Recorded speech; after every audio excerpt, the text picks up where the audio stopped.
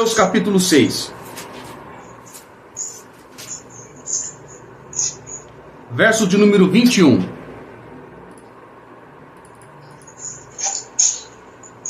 Pai, Senhor, Deus. Pai do Senhor, amém. Mateus 6, 21. Paz do Senhor, Mozaniele. Isso, pode ler. Porque onde estiver o vosso tesouro, Não, ali estará. perdão, Bosco. Perdão.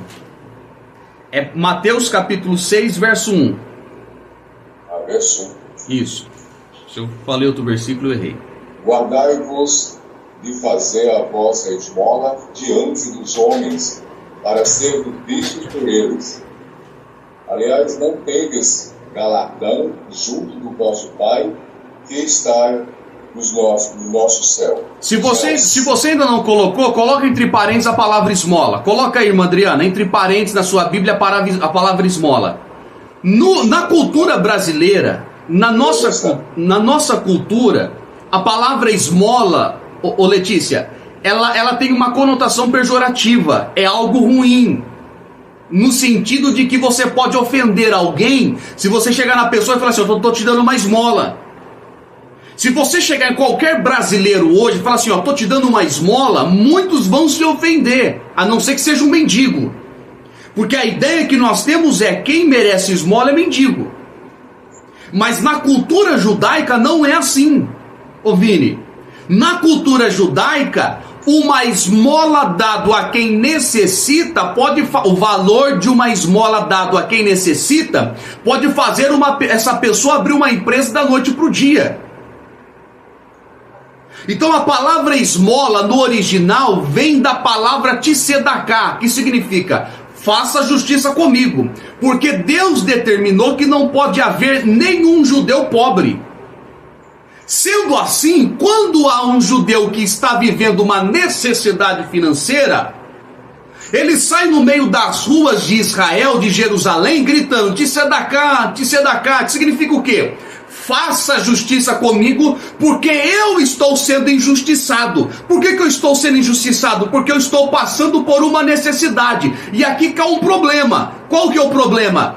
Deus não te criou para que você viva passando necessidade das coisas. Não foi para isso que Deus te criou. Não foi para isso que Deus te chamou. O propósito de Deus foi que você nunca se necessitasse de nada, nunca passasse necessidade de nada. Vocês estão conseguindo entender? Amém. Então, quando você está passando por uma necessidade, há uma injustiça na sua vida. E isso não agrada a Deus, porque não agrada a Deus quando as coisas na sua vida lhe faltem. Porque não foi para isso que Deus te criou, não foi para isso que Deus te chamou. Deus não te chamou para você viver emprestando as coisas dos outros. Deus não te chamou para você viver emprestando dos outros, mas Deus te chamou para você emprestar para os outros. Por isso, debaixo dessa unção, debaixo dessa palavra, eu quero declarar sobre a tua vida que tudo aquilo que está te faltando, em nome de Cristo Jesus, não te faltará mais. Amém. Não vai faltar mais sobre a tua vida. Porque toda injustiça que está sendo feita na tua vida, o Eterno mudará o seu cativeiro e fará justiça por ti. Porque não foi para isso que Ele te chamou, não foi para isso que Ele te escolheu. Glória a Deus. Há uma injustiça quando algo na vida de quem Deus chamou falta. Então, quando os judeus têm falta de algo, eles saem no meio das ruas de Israel gritando, faça justiça comigo, ou tzedaká, que significa isso? O que eles fazem? Os judeus, eles reúnem os judeus, levantam uma oferta alçada e dá de esmola para esse necessitado. Só que o valor dessa esmola fará com que esse necessitado consiga iniciar a sua empresa. De tão alto que é o valor. Não é essas moedinhas que nós damos para o mendigo, não é R$2. Não, irmãos, eles se reúnem, levantam uma quantia que o camarada pode iniciar uma empresa da noite para o dia. Então observe, os outros judeus estarão fazendo justiça para aquele que está sendo injustiçado. Vocês estão conseguindo entender? Amém. E quando você faz justiça por alguém que está injustiçado, a justiça que você faz para o próximo salta para a tua vida e para a vida dos teus filhos. Ao ponto dos teus filhos nunca passar por necessidade tal igual àquela que você acabou de fazer justiça.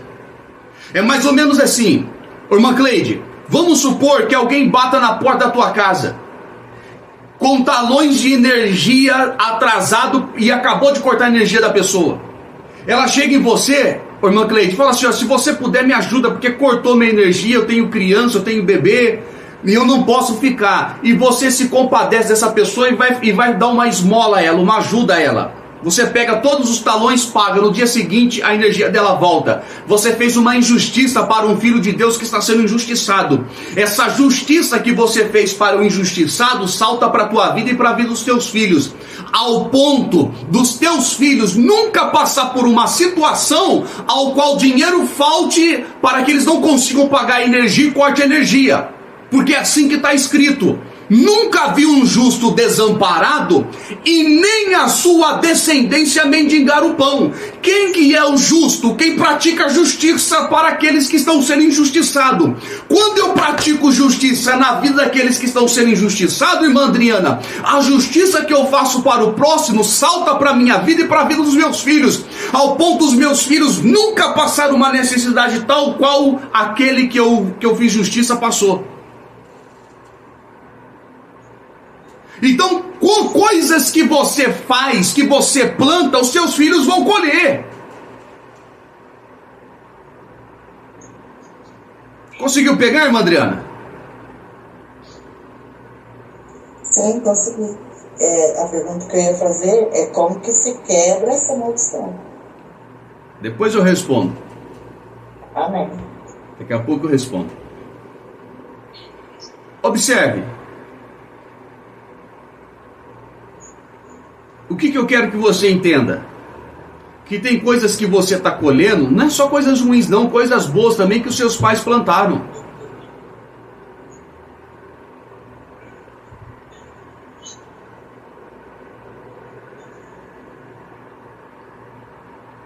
Agora, olha que detalhe interessante.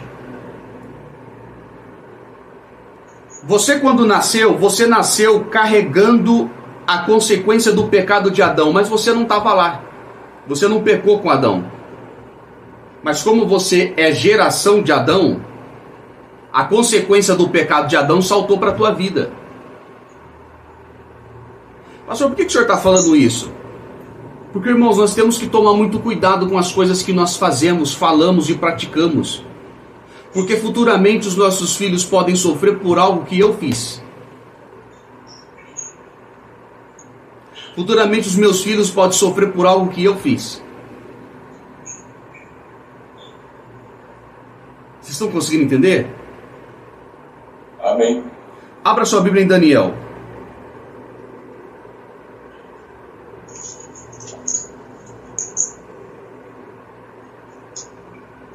Capítulo 9, verso 20.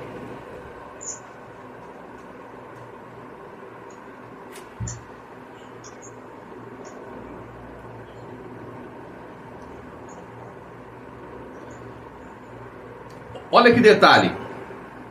Bom, deixa pra lá, outro dia eu falo. Observe um detalhe. Você quer ver maldição hereditária saltar para os filhos? É pessoas que são idólatras. A imagem de escultura. Porque está escrito que Deus visita a maldade dos pais e dos filhos até a 4ª geração. Você sabia que muitos filhos se tornam homossexuais porque os pais ou os avós foram idólatras?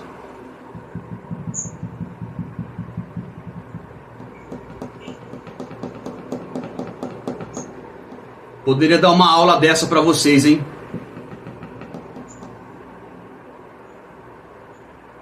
Você sabia que muitas das vezes os filhos decidiram andar em caminhos tortuosos por causa da idolatria dos pais?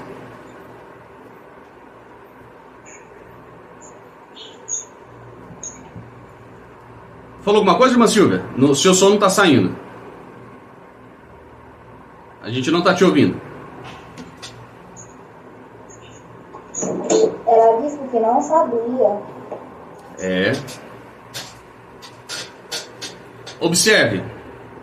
A Bíblia fala sobre os afeminados. Quem já ouviu falar? Tá aí, Cleide? Afeminados. Afeminados. Nem todos são homossexuais. Porque tem homens que são afeminados, mas não são homossexuais, mas são afeminados.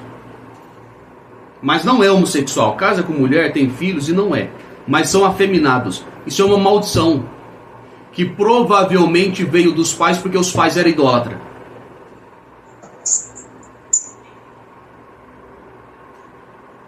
E a Bíblia diz que os afeminados não herdarão o reino. Não é que não serão salvos. Não reinarão. Ainda que queira, não vai reinar. É triste e dói ensinar isso. Mas é a realidade. Eu preciso ensinar para que nós venhamos abrir os olhos.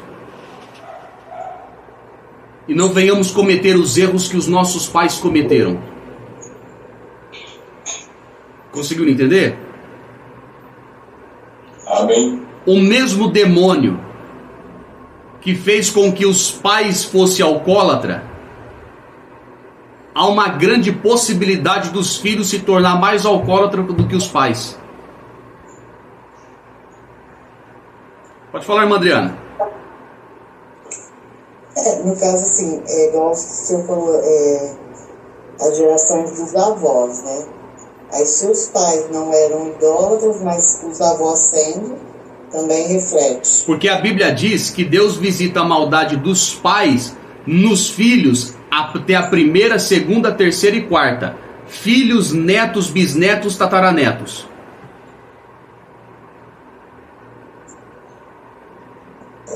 Eu quero saber o segredo para quebrar. Conseguiu entender? Entendi. Então Deus pode visitar a maldade que o pai faz, que os pais fazem. Deus visita, a maldade que os pais praticaram foi tão terrível para Deus, que Deus visita até a quarta geração. Deus vai perseguindo a geração com maldição para os filhos, netos, bisnetos, tataranetos. Um erro que o seu tataravó fez, pode estar atingindo a sua vida hoje. Quem está conseguindo? Como um casamento, né? Se houve divórcio, separação, vai passando de gerações, né? Ó, tem pessoas, irmão, que não dá certo com casamento nenhum. Você acha que isso é o quê? É maldição. Vocês estão conseguindo entender? Tem pessoa que não dá certo com ninguém, irmão. Tem de tudo para dar certo. Encontra a pessoa praticamente quase perfeita, mas não vai. Sabe aquela que fala assim, ó, esse é a tampa da minha panela, mas não vai, não rompe. Não flui. Não flui. Mas por quê? Oi? Mas por quê? Não entendi. Ela perguntou por quê. Por que o quê?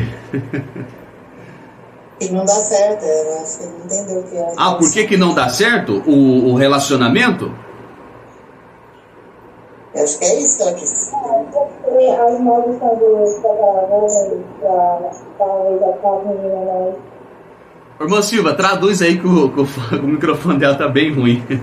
Não tá dando para ouvir direito. Pelo menos para mim, né? Liga o microfone.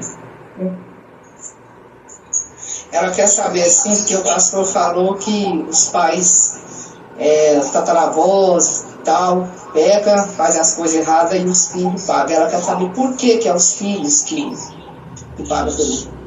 Porque os filhos, os netos, tataranetos, é uma extensão de... Um exemplo, Rosaniele, quando você tiver seus filhos, seus netos, eles são uma extensão de você e do seu futuro marido. A Bíblia compara, a Bíblia fala que o corpo do meu filho é como se fosse o meu corpo. Porque ele tá... o meu filho, o Rosaniele, está dentro de mim.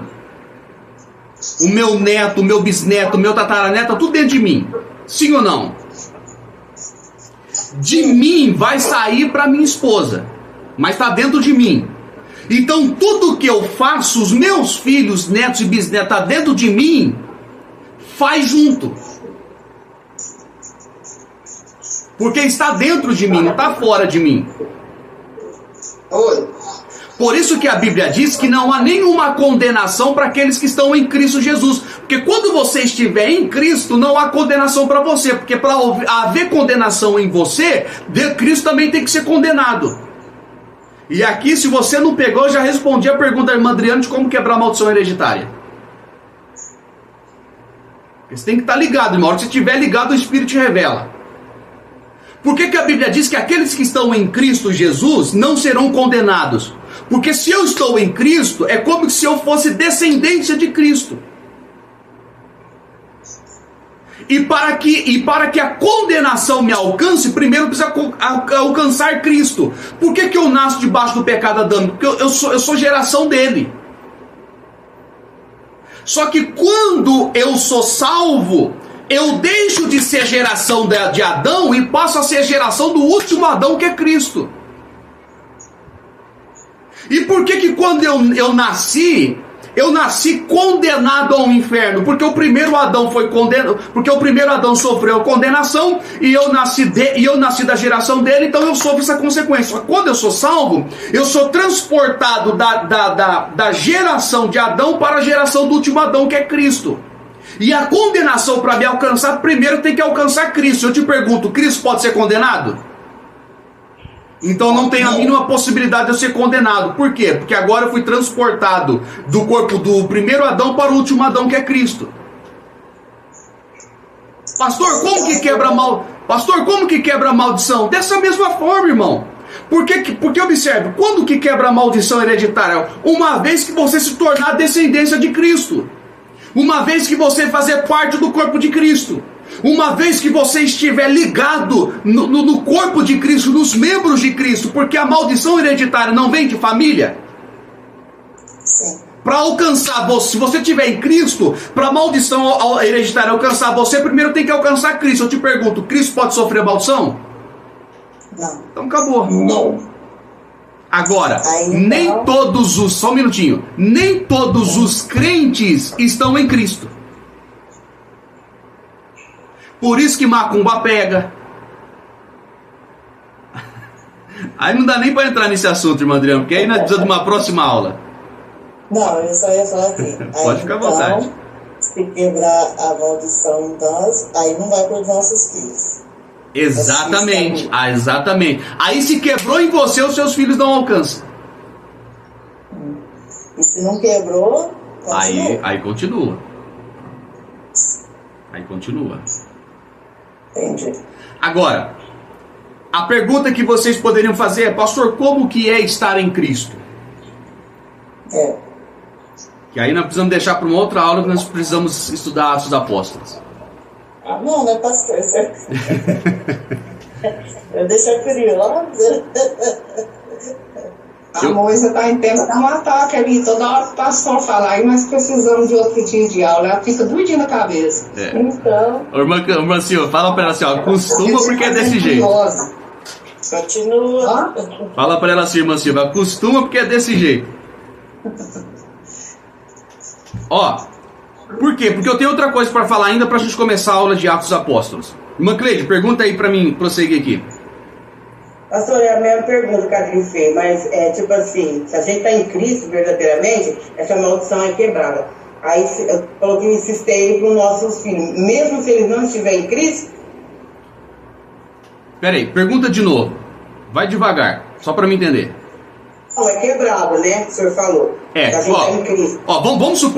Vamos supor que eu carreguei uma maldição dos meus pais. Eu aprendi a estar em Cristo. Quando eu andar em Cristo, a maldição é quebrada, porque para ela pegar em mim, ela tem que pegar em Cristo primeiro, e Cristo não pode sofrer maldição. Correto? Sim. Se ela for quebrada, quebrou. Os meus filhos não sofrerão consequência de maldição nenhuma, porque foi quebrado. Mesmo se eles não estiverem em Cristo? Os meus filhos, exatamente, mesmo se eles não estiverem em Cristo futuramente. Só aí eles vão colher o que eles plantarem. Aí vai para os netos deles, filhos deles. Exatamente. Uma consequência de maldição. Exatamente. Aí os filhos deles vão colher o que ele plantou, não o que você plantou. Entendeu? Daniel capítulo 9, irmão Bosco, lê o verso 20. Estando eu ainda falando... Só um minutinho, irmão Bosco, me perdoe te interromper, só um minutinho. O que eu vou ensinar para vocês agora? A importância de orar pelas pessoas. O quão é importante... Observe um detalhe, você já parou para pensar que tem pessoas que não conseguem se aproximar de Deus porque está debaixo de um mal que vem de família? Tem pessoas que não conseguem se erguer na vida. Você já viu o tipo de pessoas que a vida financeira não rompe? Tem de tudo para dar certo. Às vezes até por um tempo dá certo, depois cai. Depois dá certo, depois cai. O que é isso? É um mal que vem de família, isso tem que ser quebrado. E aí, pastor, como que quebra? Jejum e oração? Não.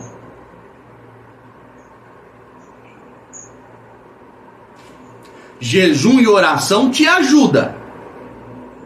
Mas o que quebra mesmo, o que liberta, é outra coisa. Vai lá, irmão Bosco.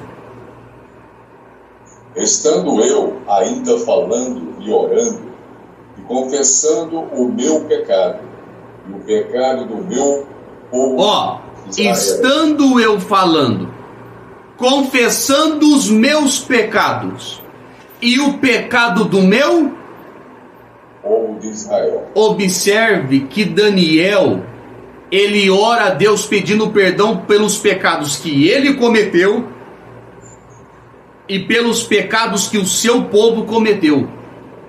Pastor, eu posso orar pelos pecados que os outros, para que Deus perdoe o pecado que o meu próximo cometeu? Não só pode como deve.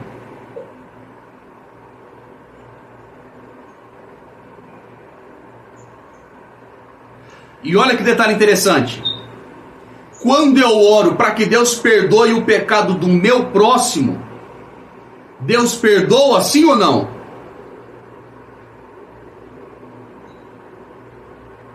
Perdoa, sim. Por quê? Perdoa. Olha isso aqui. E não só perdoa, ele lança no lago do esquecimento. Pastor, quer dizer que essa pessoa não sofrerá a consequência? Sofrerá. Mas aquele pecado, os filhos dela, a descendência, não sofrerá. Ah, não pegou não.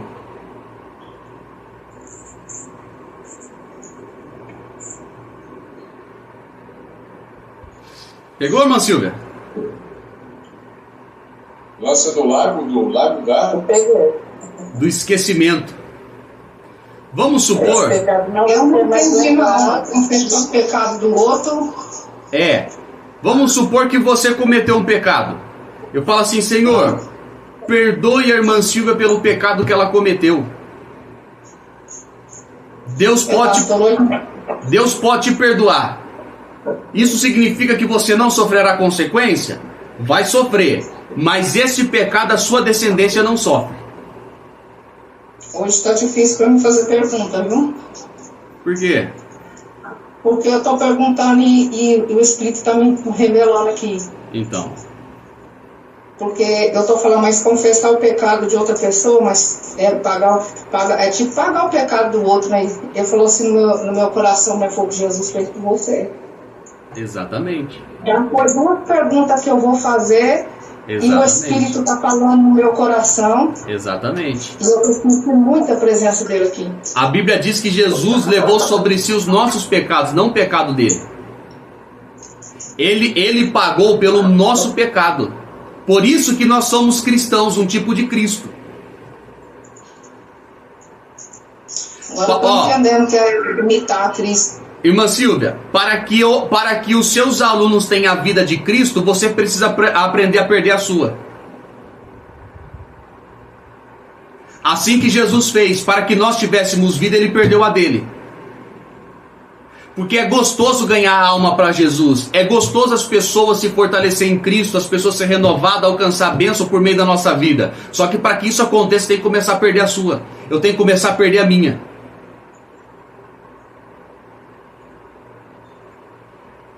E aí vem os levantes, vem o chicote, vem a coroa de espinho, vem a cruz para você carregar.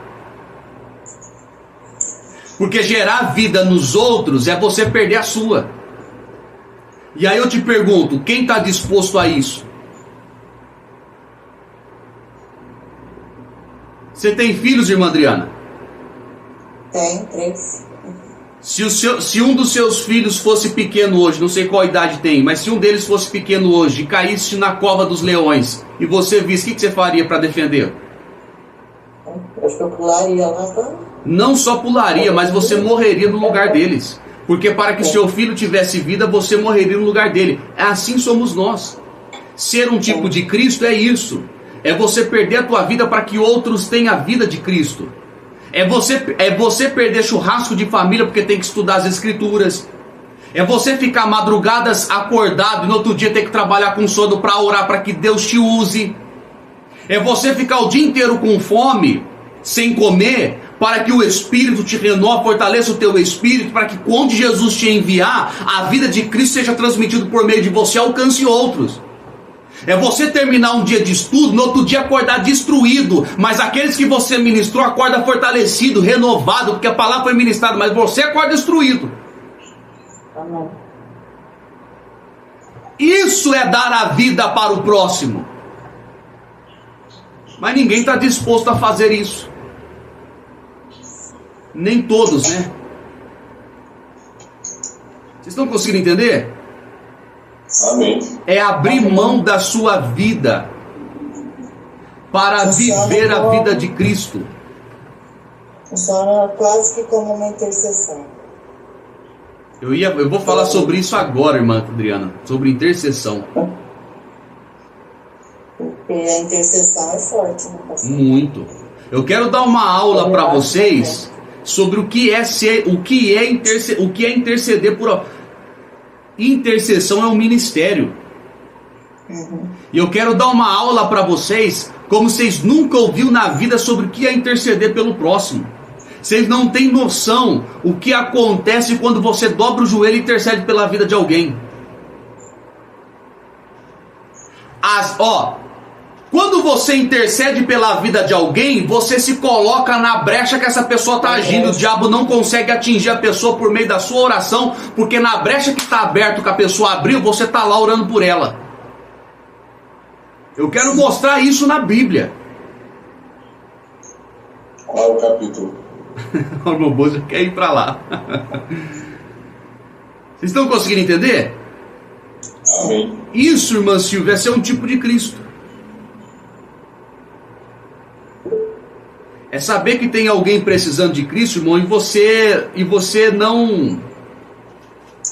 É saber que tem alguém precisando de Cristo e você não se limitar para ajudar essa pessoa. Você não tem limite para ajudar essa pessoa.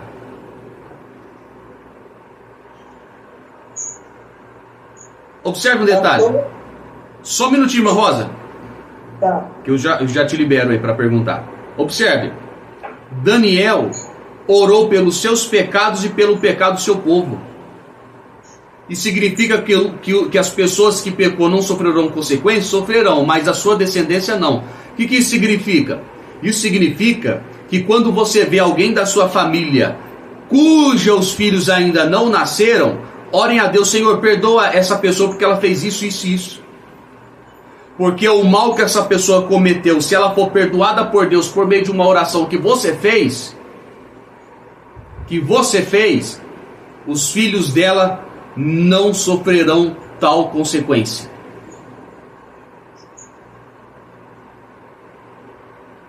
Tem tanta coisa para falar, irmã Cleide. Um dia me fizeram uma pergunta, irmão Zaniele. Ô Vini, me fizeram uma pergunta assim, ó. Por que Deus permite as crianças nascerem deficientes? Por que Deus permite uma criança nascer e daqui a alguns anos ter câncer e morrer de câncer?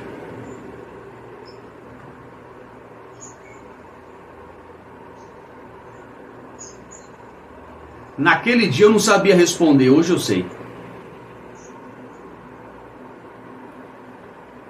Conseguiram entender? Não, porque eu não expliquei, né? Não, eu quero saber. Essas pessoas que nascem com isso, nascem com um chamado assim como você nasceu com um chamado. E essas pessoas aceitaram passar por tudo isso que está passando.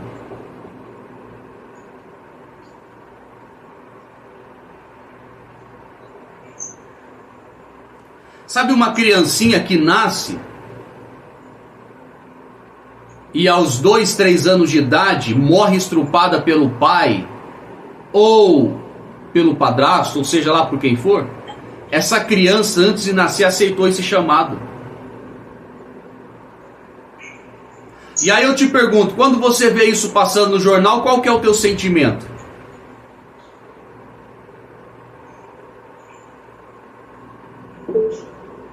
Sentimento de revolta, né, pastor? De indignação. Você sabe por que nós temos esse sentimento, irmã Rosa? Porque aquela ação, aquela atitude está nos pregando algo, está pregando algo para nós. Está anunciando algo para nós. O quê? Se o homem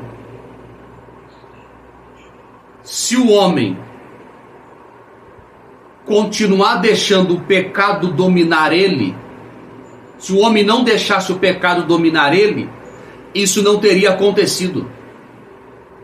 Só está acontecendo porque o homem está se deixando levar pelo mal dia após dia.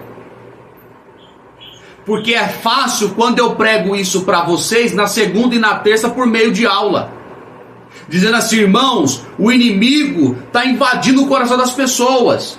O inimigo está colocando frieza no coração das pessoas. É mais fácil. O problema é que quando a vida de uma criança prega isso. Porque não tem diferença nenhuma de uma criança morrer e uma criança, a pregação de uma criança que morre estrupada aos 2, 3 anos de idade, com eu pregando para você. Mas quando você vê isso, quando você ouve essa notícia, gera uma revolta muito mais do que quando eu prego aqui para você. Porque tem gente que tem que ver, irmão, para acreditar que o mal está dominando o coração do homem, tem que mudar de vida. Então observe, assim como eu tenho um chamado para pregar, essas crianças que nasceram e morreram assim, também têm um chamado, só que eu prego com a boca, elas pregam com a vida. A vida delas e aquilo que aconteceu com a vida delas está anunciando algo para nós. Por que uma criança nasce deficiente? Está pregando para o mundo, irmão. Se o pecado não tivesse dominando o mundo, essa criança não tinha nascido assim, porque não foi assim que Deus nos fez. Tudo que nasce de errado, irmão, tudo que acontece de errado é uma consequência de um pecado que cada dia domina o coração do homem. E a Bíblia diz que essas pessoas são mártires, elas aceitaram passar por aquilo, elas aceitaram passar por isso. Pastor, o senhor está dizendo que uma criancinha de 2 anos que foi estrupada e morta aceitou passar por isso? Sim, antes de nascer, quando estava em Cristo, quando Jesus mostrou para ela qual era o chamado dela, ela aceitou. É que você só consegue entender a vida nessa vida, não a vida no mundo espiritual, porque é assim que as Escrituras dizem. Que Deus nos conheceu antes de nascermos. Antes de vir para essa terra, Deus nos conheceu, nos chamou, nos deu um predestino. Essas crianças são chamadas de mártires, porque elas estão pregando com a própria vida.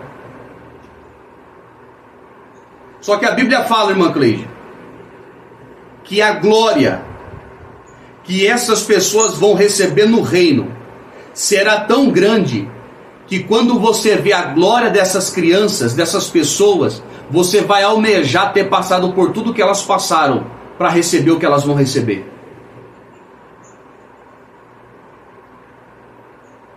Quem está conseguindo entender? Amém. Amém. A recompensa por elas ter passado por isso será tão grande que nós, quando vermos, almejaremos ter passado por aquilo que elas passaram. Porque a gente só tem olhos para essa vida, mas há uma eternidade nos esperando. Pergunta, irmã Silvia. Mesmo que a pessoa seja uma pessoa ruim, mal aqui na Terra, ela vai ter essa recompensa? Quem você fala? Mesmo que seja uma pessoa idólatra ou uma pessoa que é ruim de coração, porque tem pessoas que são deficientes e eu já trabalhei numa casa e a pessoa era deficiente, um rapaz era deficiente, mas parece que era uma pessoa ruim, sabe? Mas deficiente mesmo como? Cadeira de rodas. Mas a mente dele era normal. Eu tô falando. Por que eu dei exemplo de criança? Pelo fato de criança não ter o discernimento do que ainda é certo e do que ainda é errado. Você está conseguindo entender? Um exemplo, vamos supor que a pessoa tem 30 anos de idade, mas ela tem uma doença, ela tem um problema mental que a mente dela é como se fosse uma criança de 12. Essa não pode se comparar a um adulto normal. Mas quando eu falo de deficiência, é de criança que ainda não tem o discernimento do que é certo e do que é errado. Elas não têm o discernimento. Muitas crianças de 6, 7 anos sofrem abuso sexual, elas não sabem nem o que é isso. Esses machos é criança, então, não é adulto. Criança até o momento que não tem conhecimento do que é certo e do que é errado. Oi. Conseguiu entender?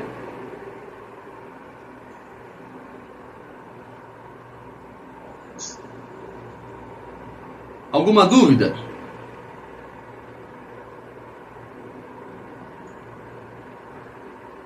Pode perguntar, irmã Rosa.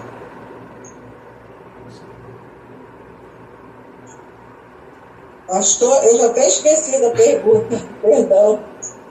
Não lembro agora. Tranquilo, se lembrar pode levantar a mão aí, tem erro não. Tá, eu esqueci. Tá bom, obrigado. Pastor. Oi. A moça está querendo fazer uma pergunta. Faz. Ela está falando, sim, de pessoas que dá Alzheimer. É isso? Mas dá Alzheimer depois de idoso, né? Ela não nasceu com isso. Entendeu? Ela não nasceu com isso. Isso acontece depois de uma certa idade. Eu estou falando de crianças que nasceram assim. Igual, crianças que nascem com síndrome de Down. Entendeu? Autismo também. Autismo. Porque por mais que ela um exemplo, uma pessoa que tem uma criança que nasce com síndrome de Down, por mais que ela tenha 30, 40 anos, ela não tem um raciocínio como o nosso. Ela não é tão racional assim como nós, né? Pode falar, irmã Cleide. O pastor, que o senhor está falando, a maldade do mundo está muito, assim, tá demais. Olha, em vez que eu vejo tanta coisa assim na TV, eu falo assim, Jesus tem que voltar logo mesmo, realmente. Porque, tá passando do limite. É que o senhor está falando, tem uma criança que já nasce com problemas, e paralisia também enquadra nisso aí, nesse marketing que o senhor falou, não? Pessoa que nasce com as pernas, não anda, ou não. Se ela tiver um propósito dela morrer antes dela ter a consciência do que é o certo e do que é errado. Então não. Porque realmente o cara é paralítico, eu nem nem cito o nome, mas só que ele saiu uma denúncia, e ele é também de igreja também, uma denúncia que ele estava abusando, tipo assim, de crianças, que os pais confiavam que era irmão de igreja e era paralítico, tal, e saiu essa história, estava quase sendo preso já. Quer dizer, então isso daí não enquadra não, é maldade pura dele também, né? Exatamente. Porque a ideia dos mártires vem... Porque observe. Você ouvindo duas mensagens, qual que é mais tenebrosa para você? Uma criança de 2 anos, 3 anos que é estrupada pelo pai, ou uma mulher de 25 anos, 30 anos que é estrupada por um homem? Qual que para você é mais terrível? Criança. Entendeu? Pra mim é criança. Não que a mulher não seja, tá? Não que a mulher também não seja algo terrível isso acontecer. Mas estou falando assim, quando você ouve que uma criança indefesa, porque muitas mulheres ainda, irmão, até conseguem se defender, correr, fugir, mas uma criança indefesa, essa é a ideia que dá, entendeu? Vai lá, irmã Silvia. Pastor, a questão da maldição hereditária, essas pessoas que nascem aí com 2 cabeças, 4 pernas, isso tem alguma coisa a ver com os 2 órgãos genitais, macho e fêmea? Tem alguma coisa a ver com maldição hereditária? Ó, os amofraditas, quem são esses? Que nascem com dois órgãos genitais. Isso não é só um erro de genética, isso é um mal. Essas pessoas têm 2 almas, né? Não. Essas que nascem com 2 cabeças. Não, 2 almas As não. pessoas que nascem com 2 cabeças, mas elas pensam diferente. Com duas cabeças? 2 cabeças, 2 corpos. Teve um caso de um rapaz, de 2 rapazes que nasceu grudado, por exemplo, pelo abdômen. Um homossexual e o outro gostava de mulher. Eles têm 2 almas, né? Mas é 2 corpos, não é só 2 cabeças, né? Ele tem 2 corpos. E os que têm 2 cabeças, então não tem 2 corpos, não tem 2 almas? Mas tem gente com 2 cabeças? Eu já vi nos vídeos aí, né? Já existiu muitas pessoas com 2 cabeças. Eu nunca vi não, mas se tiver tem. Tinha a cabeça grudada aqui no pescoço. E um corpo só. Eu acho que eu nunca vi não, mas se tiver sim, porque vem da mente, né, da alma. Dá uma licencinha. Teve caso de bebês siameses que elas eram grudadas pelo abdômen. Sim. Tinha, cada uma tinha a sua cabeça, né? Uhum. Aí sim. É isso que ela tá querendo saber. Mas ela tá falando que existe pessoas que ela é o mesmo corpo, só que com 2 cabeças. Sim, também. Aí também tem 2 almas. E elas pensam diferente, não pensam as mesmas coisas, só que sente. Um lado casou e o outro lado não. Imagina um converter e o outro for pro inferno? É o caso do outro lá, que um era homossexual e o outro não. Exatamente. Um corpo só, 2 cabeças. Então aí casou livre, né, pastor? Pelo amor de Deus. Então tem a ver com os pais. Com a maldição que é hereditária dos pais. A maioria das vezes sim. 80, 90% sim. É muito difícil isso acontecer e não for o mal que os pais cometeram. Pegou, Mário? Pegou, irmã Rosa? Amém. Sim, pastor, amém. Então é isso aí. Pessoal, mais alguma dúvida? Nem falei sobre Atos hoje, hein? Deixa eu mostrar Neemias. Vai lá em Neemias. Neemias. Eu gosto desses tipos de aula, porque a gente começa a bater um papo e aí vai liberando muitas perguntas que gera muito mais conhecimento para nós, né?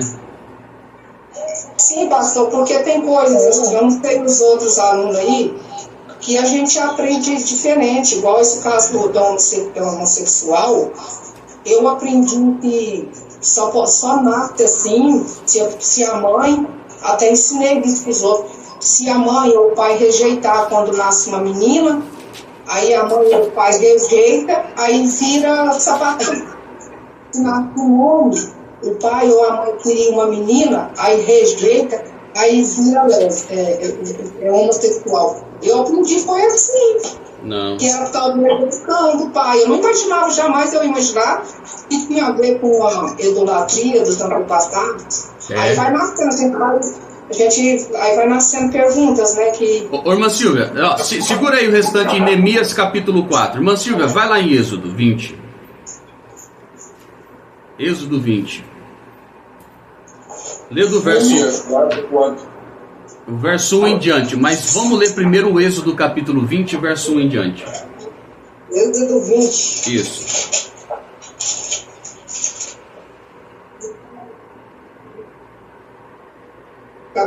Capítulo 20, Êxodo. Verso 1 em diante. Para ler? Pode ler. E Deus falou todas estas palavras. Eu sou o Senhor, o teu Deus, que te tirou da terra do Egito. Eu sou o Senhor teu Deus que te libertei da escravidão do Egito. Sempre quando Deus vai falar, ele se apresenta na faceta com que ele vai falar. Deus tem, se eu não me engano, 72 nomes. Sempre que Deus vai falar, ele se apresenta na faceta do que ele vai falar. Aqui ele está se apresentando como Deus libertador. Pode ter certeza que o decorrer do texto vai falar sobre libertação. Se você... porque ele sempre se apresenta na faceta com que ele vai falar. Se ele está se apresentando como Deus libertador, porque ele vai falar de libertação.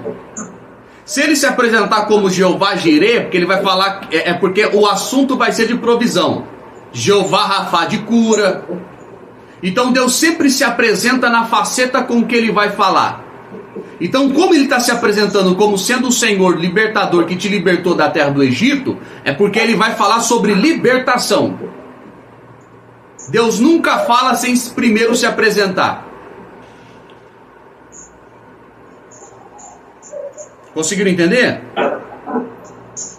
Amém. Vai lá. Vai lá, irmão Silvio, verso 3. 3. Não terás outros deuses além de mim. Não farás para ti nenhum ídolo, nenhuma imagem de escultura de qualquer coisa no céu ou na terra ou nas águas debaixo da terra. Não te prostrará diante deles, nem lhes prestará culto. Porque eu, o Senhor, o teu Deus, sou Deus zeloso. Olha isso aqui, ó. Não te encurvará e nem prestará culto. Em outras traduções, não servirás. Então você não pode servir nenhuma imagem de escultura, sim ou não? O problema é que quando na rua da sua casa faz festa junina e você empresta e você doa um saco de pipoca para ele estourar, isso é servir. Tá vendo? Por quê? Porque a festa junina é uma festa dedicada ao São João, a um santo. E a Bíblia diz que por detrás de toda a imagem de escultura há um demônio. Aí você empresta a sua casa para utilizar a cozinha para cozinhar para aquela festa. Você está servindo aquilo. Você está conseguindo entender? Fala, irmã Rosa. Pergunta aí antes que a senhora esquece.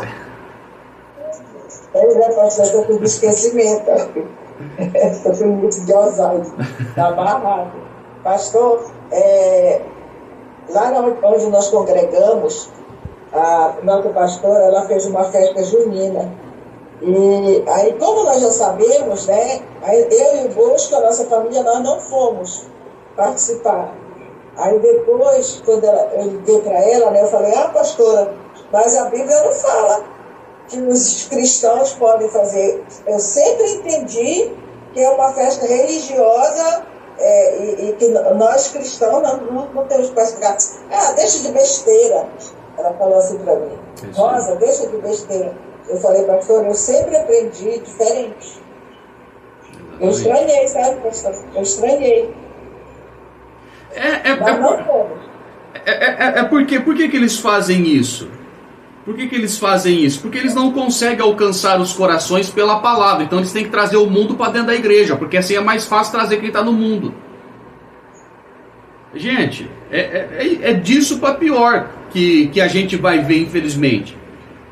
Não, e aí dentro da igreja tem alguns que até mudam o nome. É festa junina gospel, é festa country, mas o sentido e o propósito é o mesmo, irmão. Deus tem 7 tipos de festas. Deus estabeleceu 7 festas. Por que não pega uma dessas festas e não faz na igreja? Tem que pegar do mundo? Estão conseguindo entender? É verdade. Eu não consigo entender essa coisa. É difícil entender. Eu não consigo. Aí fala assim, mas cristão... Aí fala assim, mas cristão é muito careta, não sei o que. Não, irmão, Deus é festeiro. Ele só quer que você vá na festa certa. Ele só quer que você faça a festa certa. Porque Deus... Conhecereis a verdade vos libertará. Exatamente. Então, se você conhece a verdade e essa verdade não te liberta, é bem complexo tudo exatamente, isso. Exatamente. E aí você acaba sendo... Aí o errado acaba sendo você. Porque o errado parece ter conhecimento. Não, e o certo é a falta de conhecimento. A gente acaba sendo careta, né? Exatamente, acaba sendo careta. Mas é melhor ser careta e reinar do que não ser careta e ser disciplinado, né? Vai lá, irmã Silvia. Deixa eu falar uma experiência minha, pode? Pode, rapidinho? Vai lá. A questão de ajudar os outros para fazer festa junina, esses negócios de idolatria para lá, o motivo que eu tinha para fazer isso é que eu aprendi no meio cristão, no evangélico, que a gente tinha que ajudar as pessoas. Aí o motivo que eu tinha para fazer, hoje eu não faço mais, que o pastor eu já vi essa aula que o pastor deu. Aí eu não faço mais não. Mas eu tinha um motivo que eu tinha no meu coração, que eu achava que se eu não ajudasse o povo, eu estava fazendo de conta que eu era melhor do que eles, que eu era arrogante, e que eu não tinha amor no coração. Aí hoje eu entendo que Deus me libertou disso, desse engano que tinha no meu coração. É o que essas pessoas hoje fazem, essas festas gospel deles aí falando que é um engano que tem no coração deles, claro. E isso, o povo gosta de ser enganado. Claro, exatamente. Eles querem ouvir o que eles querem. Hoje eu falo não e falo com toda certeza que Deus não vai me castigar por isso. Mas antes que eu falasse não, eu falava e ficava com medo. Falava, nossa, se Deus não gostou, que eu fui uma pessoa, não tive amor no coração, porque eu não sou do lado de Deus, eu não posso ajudar, eu ficava com isso, mas a gente não tem conhecimento. Exatamente. É isso aí mesmo. É isso aí mesmo. Vai lá, irmã Silvia, verso 5. Não te prostrarás diante deles, nem lhes prestará culto, porque eu, o Senhor, o teu Deus, sou Deus zeloso, que castigo os filhos pelos pecados dos seus pais, até a 3ª, 4ª geração daqueles que me desprezam. Eu sou Deus zeloso, ciumento, que eu castigo os filhos pelo erro e a maldade dos pais. Ou seja, aquilo que o pai plantou, os filhos estão colhendo. E aí? Mas olha o verso 6. Mas trato com bondade até 1000 gerações aos que me amam e obedecem aos meus mandamentos. Quando você ama a Deus, obedece os princípios de Deus, obedece à vontade de Deus, você passa a estar em Cristo. E aí, Deus visita a sua vida e a sua descendência até a 1000ª com a bondade dele. Quebrou a maldição, irmã Adriana. Amém.